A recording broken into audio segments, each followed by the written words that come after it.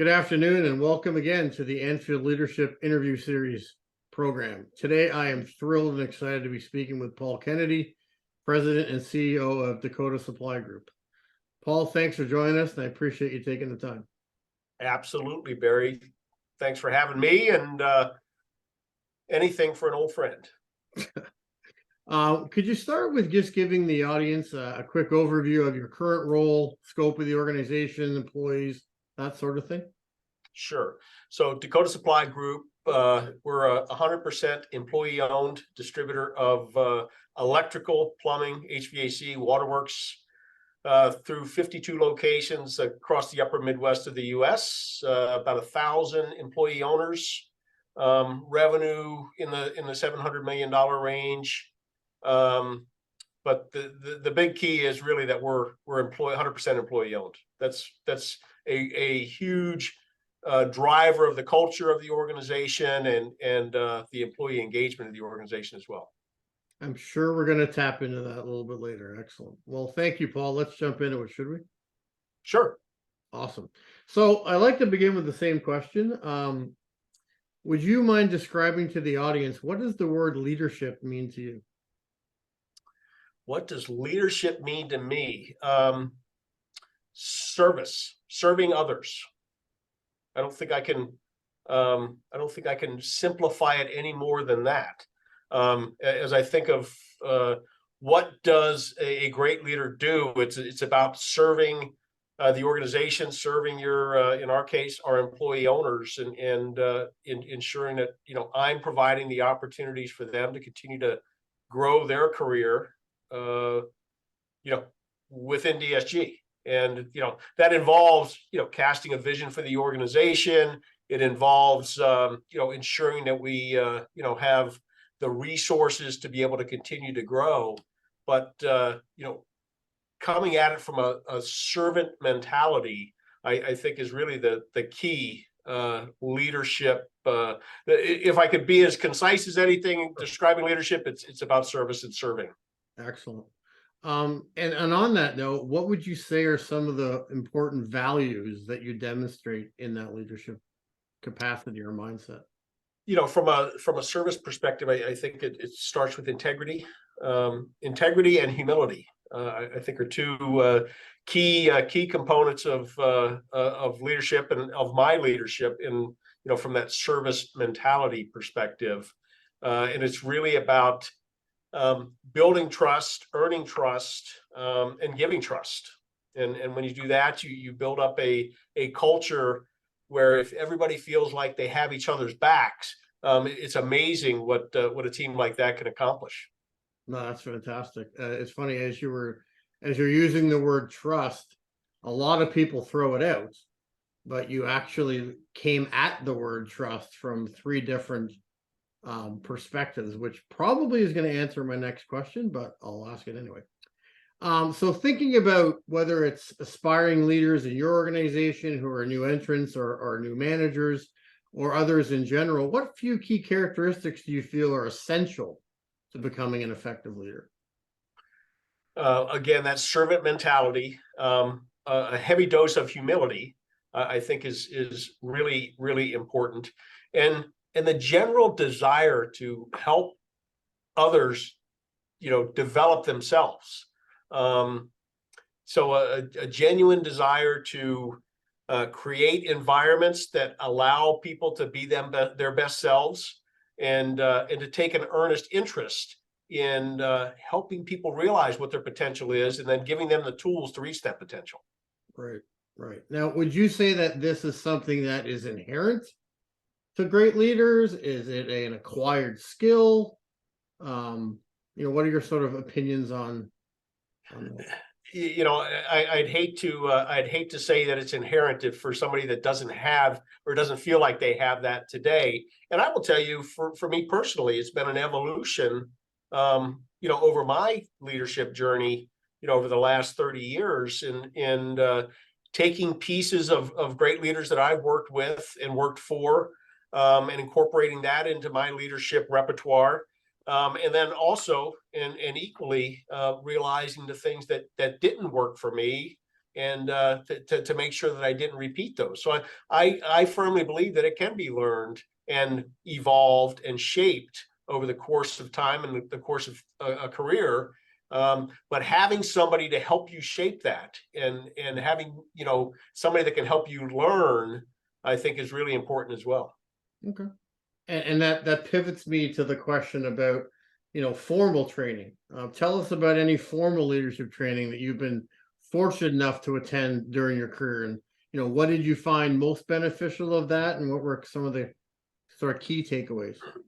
Yeah, so I think back to you know, formal training, probably starting when during my time with Ferguson, after Ferguson acquired a company that I was working for at the time. And I remember one, and this was early on, and I think every individual went through it, a session called Cultures and Leadership. And that was really impactful for me to see some of the, you know, at that time, some of the leaders at Ferguson, and how they, you know, articulated their leadership journey, and how they viewed leadership. I had the opportunity to attend a couple of Wolseley, one at the University of Virginia at the Darden School of Management, and another one at IMD in Switzerland, which is the Institute for Management Development, I think is what IMD stands for. But and those were Wolseley specific courses around leadership. So I really found those to be beneficial. And then some of the less formal training, but engagements, is being involved with associations, trade associations, where I get to have broad exposure to other you know, inspiring leaders from companies across the spectrum, and be able to pick their brain, and tease out, you know, what's driving their leadership journey as well. Right. The fun thing for me now is, as you know, as the leader of DSG, is then to create our leadership development, learning, and training, which we've done over the course of the last couple of years, where we're putting our aspiring leaders, you know, through a leadership development program to try and teach some of those key characteristics of leadership that we really believe are important. No, that's excellent. I know that your Dakota Supply Group is employee owned. I know that you guys have a fantastic culture. How would you categorize that in a sense? And has it always been that way? So it's an interesting, it's just from a historical perspective with Dakota Supply Group. You know, up until the late 90s, we were largely an electrical distributor in North Dakota. Okay. And you know, over the course of the last 20 years or so, with acquisitions and with greenfield, you know, with greenfield openings, you know, we've expanded, you know, considerably. So if you think about you know, a culture, and you know, how does it organically come to be when you're amalgamating all of these various acquisitions? Right. It makes it more difficult. So I think the underlying theme is really this ownership mentality of employee owners. So you know, so whether it's a customer, a vendor, or a fellow employee owner, that you know, if they're all driving to the same goal with an aligned mission, you know, that is a huge leg up in developing this culture. And we're still working to evolve that culture with our vision, mission, values, and purpose, and driving that forward to bring all of these, as we continue to acquire companies, to bring these cultures into and create, you know, one DSG culture as we move forward. But I think it's all underpinned, and the foundation of that is really the employee-owned mentality, and that ownership mentality is kind of the underpinning of that that culture that we have. Okay. So let's talk about a recent example along those lines. So Dakota Supply Group acquires a company that isn't familiar to your culture. Do the employees that are migrating now under your umbrella automatically become employee owners, would be number one. And then from that, if the answer is yes, what differences do you see from the beginning of that journey with them as it evolves and they migrate? Yes. So great question, Barry. The so, and not every employee-owned company does this, but we do. We we honor prior years of service, as we bring employee owners onto the DSG platform. So they become an employee owner kind of day one. And but that doesn't mean much until they've really felt it and experienced it. And I think the best way, we acquired a waterworks distributor in Iowa earlier this year, 4 locations. And so we had to do an inventory, as part of the, post-acquisition activities. And so we sent a bunch of seasoned DSG employee owners down there to help, with the inventory process. And, some of the feedback I got back from the acquired company was, wow, I can't believe all of these people gave up their weekend to come down and help us. And that's where they start to feel and understand what it means to be an employee owner. Another example of a HVAC distributor we acquired in Michigan a year or two ago. And I remember, and it put a smile on my face, I got an email from one of the branch managers shortly after the acquisition, within the first month or so. And at the bottom of his email, they were still trading as the original company until we did the system conversion. But at the bottom of his email, his signature said employee owner, which I thought was really cool. As he really took the, took the feeling that, hey, I'm now an employee owner, and that means something, in his engagement and how he presents himself to, to his customers and to his fellow employee owners.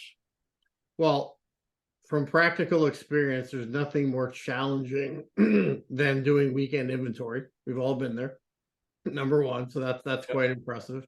And then for that individual in Michigan to literally just move himself without any guidance to say, hey, this is now what I am.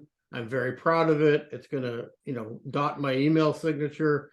That just shows the pace at which people can migrate their thought process. Right. The big key though is, and it's one thing to say it, it's another thing to do it. And I'm kind of a if you say you're going to do it, make sure you do it mentality. I do recall. Yeah.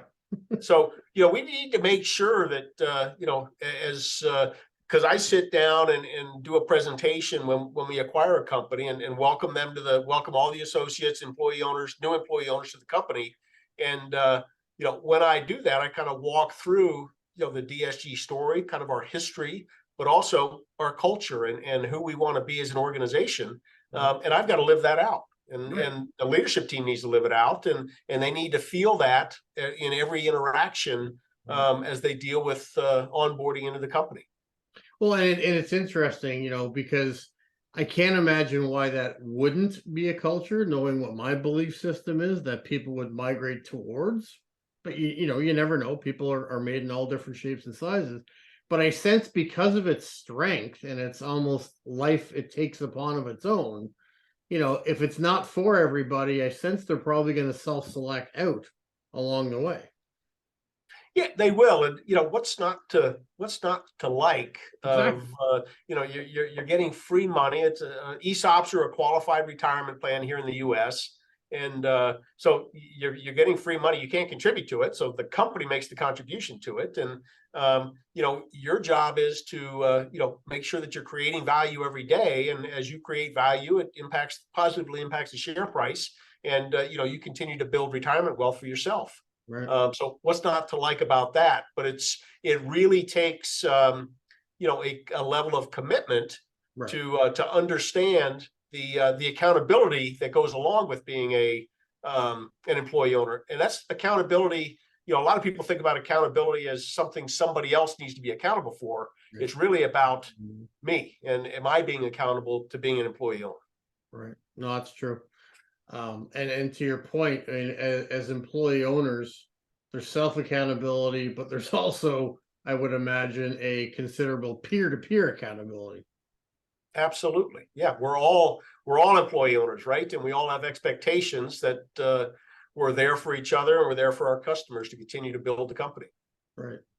I'm pretty sure I know the answer to the question, but the audience doesn't. So what sort of leader would your team describe Paul Kennedy as?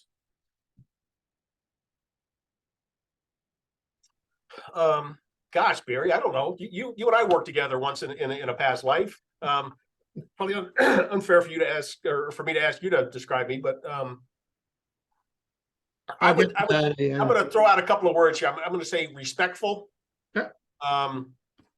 Trusting, caring. Yep. I think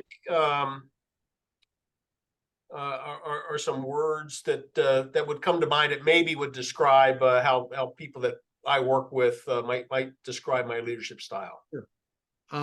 Well, the fact that you don't like talking about yourself. So I would add in the word humble. And then I'll offer the audience a little anecdote I'll never forget, and it sticks with me to this day. Someone had asked you a question. I happened to be in the audience of that small group conversation. Hey, Paul, what keeps you up at night? And your answer was the 900 people and their families that I have responsibility for each and every day that I go to work. Still keeping me up. It's 970 today. There you go. Yeah, it's that is absolutely it, and making sure that myself and our leadership team are making the right decisions day in and day out, because we're responsible for their livelihood. Sure. And we need to make sure that we're casting the appropriate vision, and we're doing the right things and providing the appropriate leadership to continue to grow the company, to continue to provide them with their opportunity to grow and develop and provide for their families. Right. So pivoting a little bit to communication, how would you define your communication style, and what do you feel are some benefits of this approach? Yeah, so I would say transparent, open, and probably I want to say a lot, but I feel like, hey, if you say the message once, you've got to say it 10 times to make sure that that people hear it. And you also need to do it in different mediums. Right. Sometimes it's recording a video, it's an email, it's an in-person. There's lots of different ways to communicate, but being open, honest, and transparent, I think is critical. Back to my my comment earlier, just around trust and right. integrity. If you're not open and transparent in your communication, and sometimes that's difficult, right? Sometimes it's tough. It's hard to have the difficult conversations, but you're doing yourself a disservice, and you're doing the person you're having that conversation with a disservice if you're not open and frank with them. Right. So I think that is probably the best descriptor of my leadership or my communication style would really be open and transparent and locked. Okay, excellent. My favorite question to ask everybody, and knowing that you're naturally probably one of the most humble leaders I know, this may be tough for you, but what would you say is your greatest strength or superpower, if you will?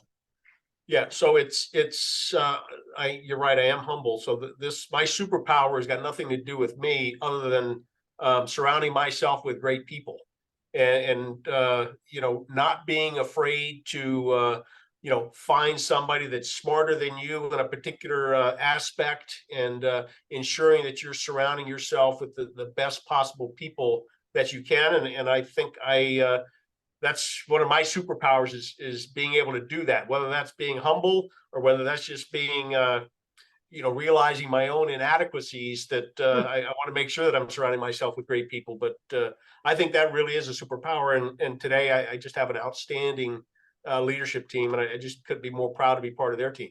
Right. Well, I mean, and it's that self-awareness, right? We all know that the best leaders are not by far the smartest people in the room, nor should they be. I'm in the wrong room if I am. Exactly. Thank you for that. So tell me what you feel are sort of a fundamental difference between a leader and a manager, because those terms are often, interconnected or overlapped or used to describe each other, and they're not exactly the same.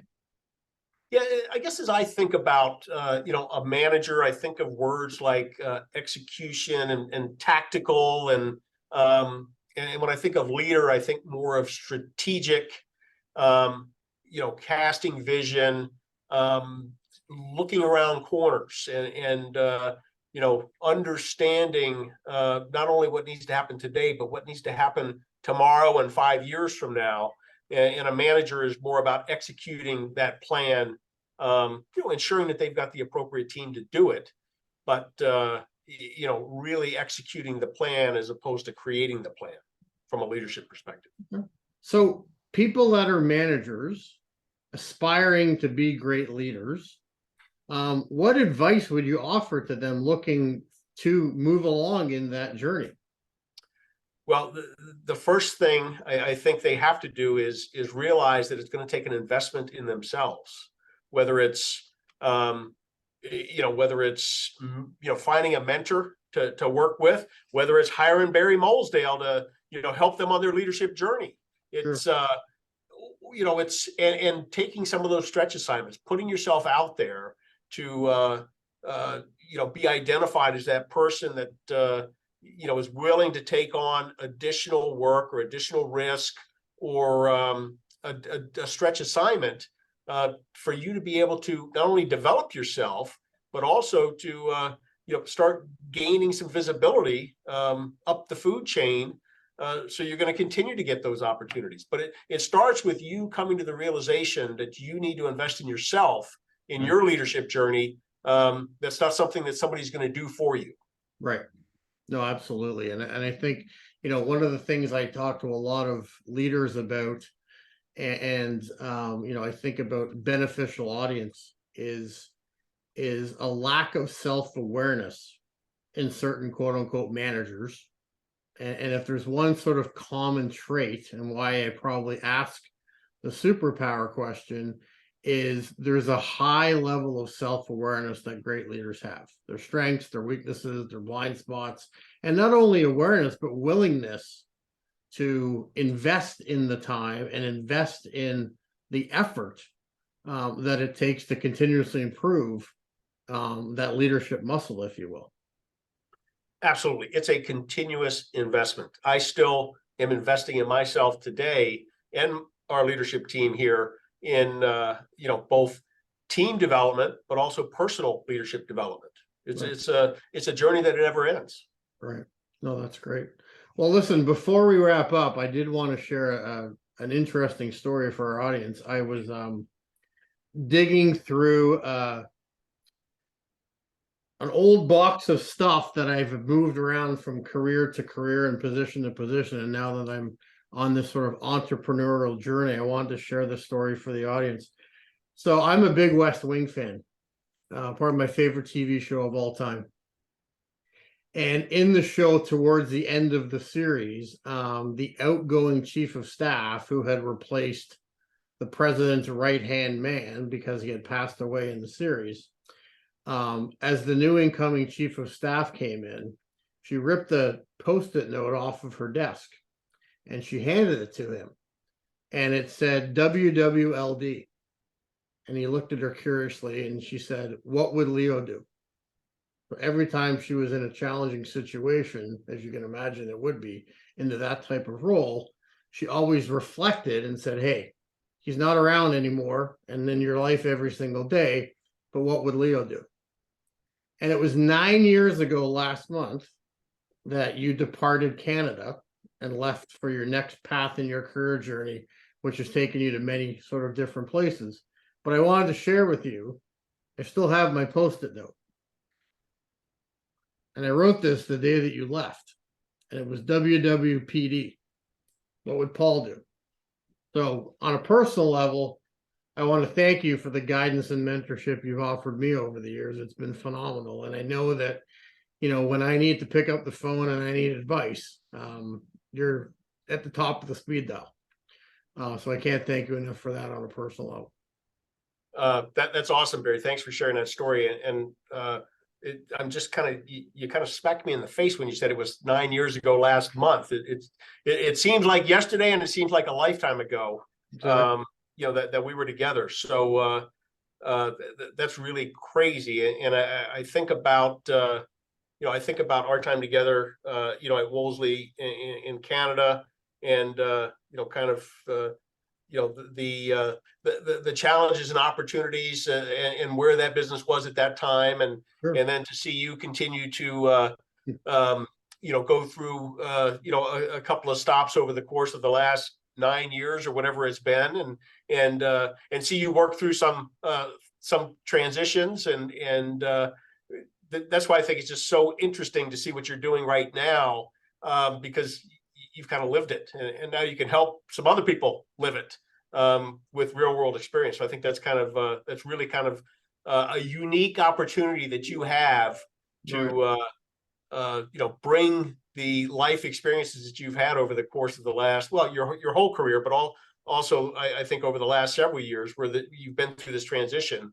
I just think you just bring an interesting perspective to this work. It's Well, really thank kind of you. cool. No, I appreciate that. And, you know, for me, you mentioned earlier in the interview, you know, you're smart enough to surround yourself with great people. Well, you're the guy that took a chance on this kid after a little bit of time. So I don't know whether I was great then, but I certainly felt I was good enough. But you know, for everybody, you know, you mentioned continuous learning. We've all been on that journey. I remember having a conversation with another respected leader I worked for, and he said very clearly to me, you know, you're one of the best operators I have, but you're going to hit that glass ceiling, and you know, you got to realize you can't leave dead bodies behind you in your wake, and you've got to evolve those EQ skills and that ability to be a reflective leader versus a reflexive leader. And it's a journey. You know, you're on it, I'm on it. I'm, you know, 10 years on it with my executive coach, and I'm always continuously learning. And I thank you for the support.